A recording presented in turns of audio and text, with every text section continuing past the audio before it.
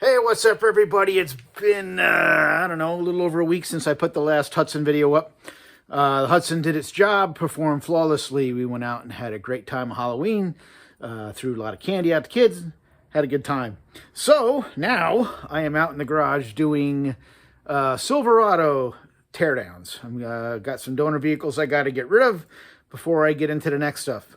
But I found some video footage I had taken, not much, but a quickie, on how to wire up the TCC lockup on your car if you're using the 60E, or it's probably the same as the 80E, but how to wire up your lockup into your stoplight switch.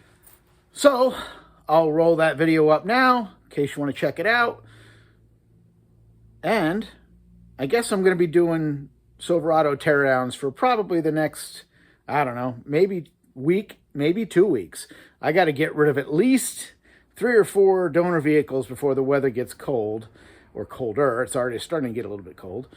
And then the 55 Buick POS Special is coming down into the bay, and got to get that turbo engine fired up. And my head is already spinning for the next build. I have automotive ADD, and I have like 2 or 3 different cool options on what's going to be next after the Buick. I'm already looking ahead, which is not good. I need to finish the Buick first.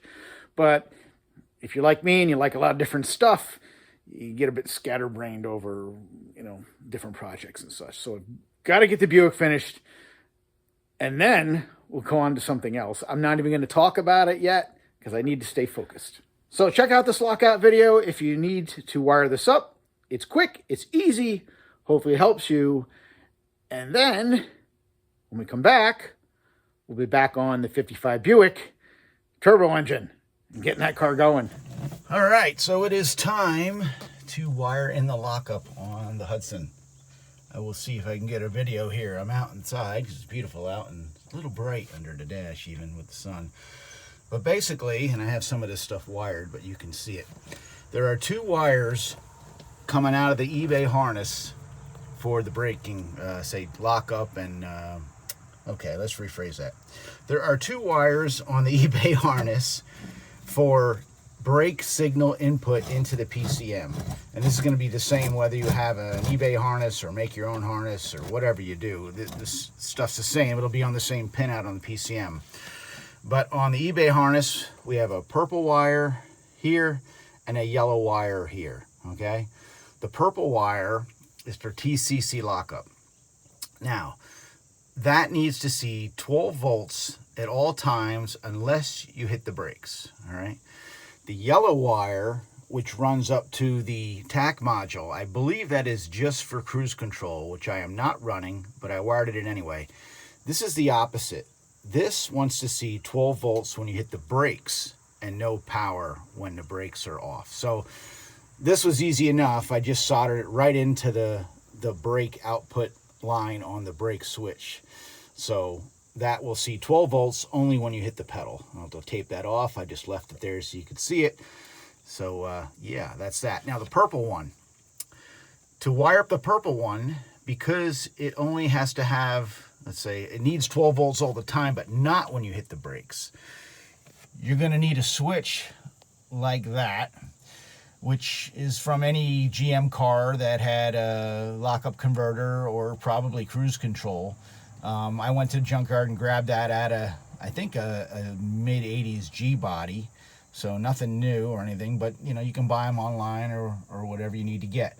But you need a brake light switch with a second set of outputs like that.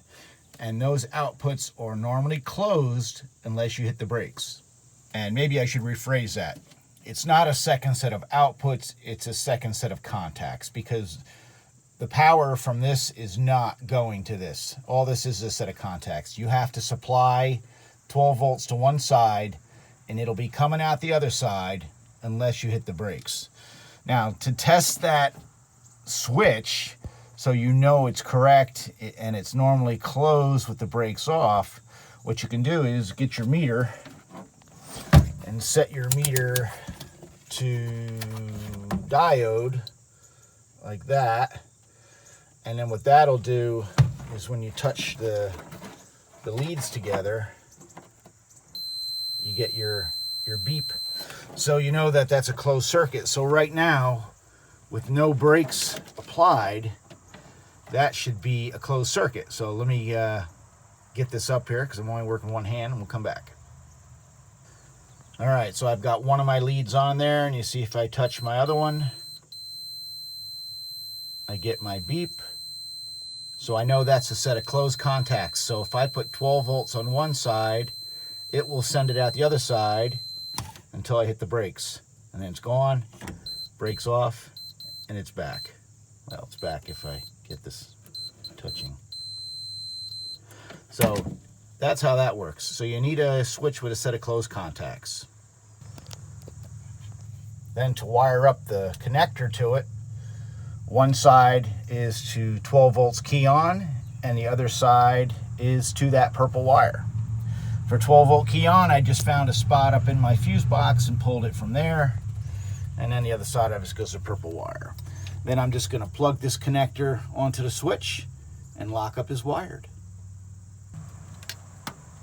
All right, there we go. And that is it for lockup wiring. Pretty simple. Not much to it at all. So no reason not to hook it up. Get it done.